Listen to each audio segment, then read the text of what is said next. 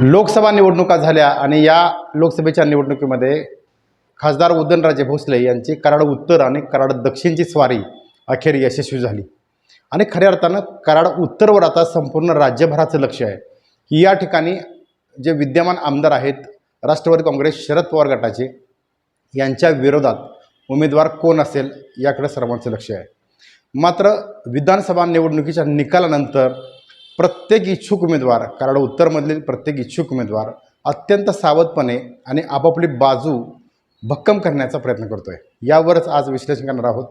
नमस्कार, मी विकास भोसले, आपण पाहताय महाराष्ट्र लाईव्ह। खरं तर सातारा लोकसभा मतदारसंघाचा निकाल लागला आणि त्यानंतर प्रचंड मोठ्या घडामोडी या कराड उत्तर विधानसभा मतदारसंघामध्ये सुरू आहेत। 4 तालुक्यातला हा मतदारसंघ कराड, कोरेगाव, खटाव आणि सातारा। यामुळे या विचित्र अशा भौगोलिक परिस्थितीमुळे प्रत्येक विभागातील अनेक जण या आता आगामी निवडणुकीमध्ये इच्छुक आहेत। त्याला कारणंसुद्धा तशीच आहेत। ज्या अर्थी 50,000चं लीड हे भाजपनं घेतलं, याचा अर्थ असा आहे की या ठिकाणी परिवर्तनाचं वारं वाहवं लागलं आहे की काय, असा साधारणतः एक ट्रेंड समोर येतो आहे। या संदर्भातच आमदार बाळासाहेब पाटील यांनीसुद्धा अत्यंत सावधपणे आणि प्रत्येक गावामध्ये नेटवर्क वाढवण्यासाठी कुठं कमी पडलो हे आत्मपरीक्षण आणि कशा पद्धतीनं का कमी पडलो हे पाहण्यासाठी सुरुवात केलेली आहे।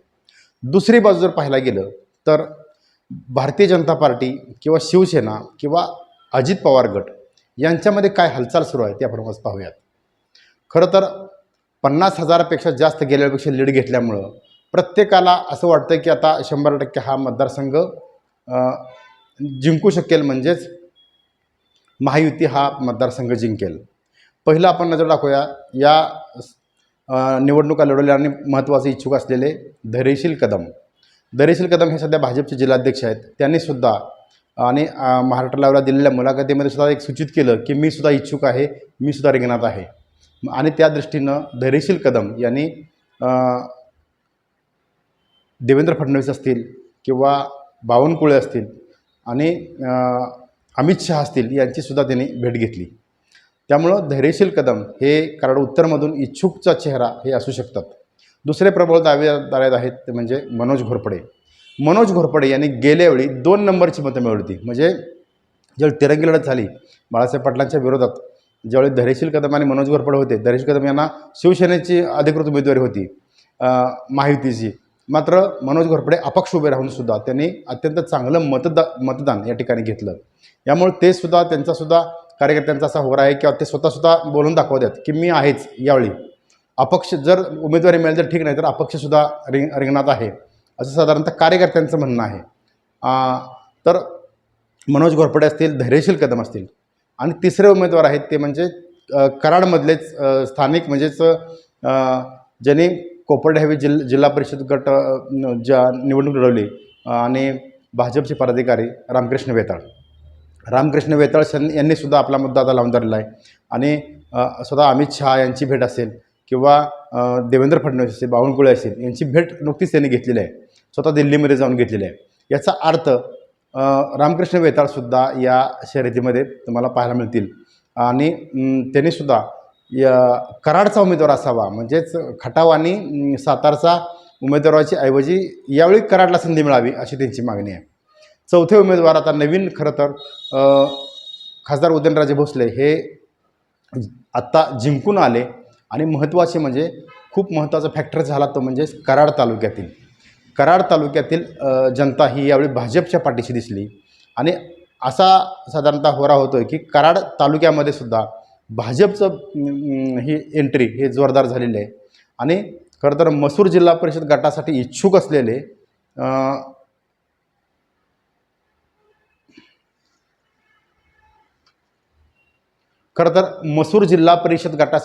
असलेले कुलदीप क्षीरसागर हे सुद्धा कराड उत्तर विधानसभा मतदारसंघासाठी इच्छुक आहेत। म्हणजे ते उदयनराजे भोसले यांचे कट्टर समर्थक आहेत खरं तर।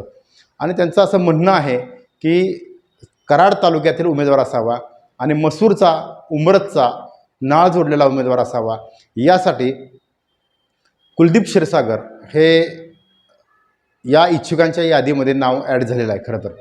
कुलदीप क्षीरसागर यांच्या कार्याचा जर तुम्ही आढावा घेतला तर खासदार उदयनराजे भोसले यांच्या माध्यमातून अनेक विकास कामं असतील किंवा सामाजिक उपक्रम असतील त्यांनी राबवलेले आहेत.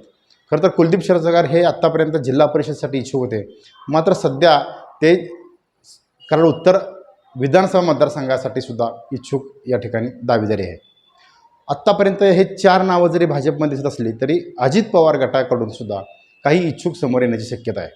ऐनवेळी अजित पवार गटाकडून मोठा नेतासुद्धा खरं तर कराड उत्तरमध्ये अजित पवार गटामध्ये जर प्रवेश केला आणि हा मतदारसंघ जर अजित पवारांनी घेतला तर मात्र मोठा पेच निर्माण या ठिकाणी होऊ शकतो. अर्थात अजित पवार गटाची राष्ट्रवादीची आत्ता जरी ताकद कमी दिसत असली तरीही आगामी काळामध्ये मोठी ताकद या ठिकाणी कराड उत्तरमध्ये वाढू शकते असं एकंदरीत दिसतंय. कारण मोठा नेता एक जर प्रवेश जर झाला कराड उत्तरमध्ये अजित पवार गटाच्या तर मात्र हे सगळं भांडण मिटवून अजित पवार गट स्वतःकडं सुद्धा उमेदवारी या ठिकाणी घेऊ शकतो, एवढं मात्र नक्की आहे. कराड उत्तर विधानसभा मतदारसंघामध्ये अजित पवार गटाची ताकद आता सध्या खरं तर वाढलेली दिसते. महत्त्वाचं म्हणजे तालुकाध्यक्ष जितेंद्र डुबल यांनी संघटनच या ठिकाणी सुरू केलेलं आहे. शिंदे गट म्हणजेच मुख्यमंत्री एकनाथ शिंदे गटाकडून सुद्धा वासुदेव माने असतील किंवा इतर कोण जर असतील आणखी शिवसेनेचे ते सुद्धा या ठिकाणी दावेदारी करू शकतात. म्हणजेच कराड उत्तर विधानसभा मतदारसंघ हा मतदारसंघ कोणत्या पक्षाकडे जाईल हे सुद्धा महत्त्वाचं आहे. मात्र दावेदारी जवळजवळ 7 ते 8 जणांची या ठिकाणी दावेदारी पाहायला मिळेल, एवढं मात्र नक्की. मात्र आगामी काळामध्ये सध्या वेट अँड वॉचची भूमिकेमध्ये असलेले सर्वच नेते अत्यंत विचारपूर्वक आणि सावधानतेनं प्रत्येकजण पाऊल टाकतो आहे. कारण पुढचा कसा मोहरा पडतो आहे त्याकडं सर्वांचं लक्ष आहे. आणि अंतर्गत भाजपमध्ये सुद्धा एकंदरीत एकमेकाचं जे मुवमेंट या ठिकाणी पाहण्याची वेळ या ठिकाणी सर्व कार्यकर्त्यांच्यावर आलेली आहे. मात्र कराड उत्तर विधानसभा मतदारसंघामध्ये मोठी फाईट या ठिकाणी पाहायला मिळेल आणि कोण जिंकेल याकडे सर्वांचं लक्ष लागून राहिलेलं आहे. पाहत राहा महाराष्ट्र लाईव्ह.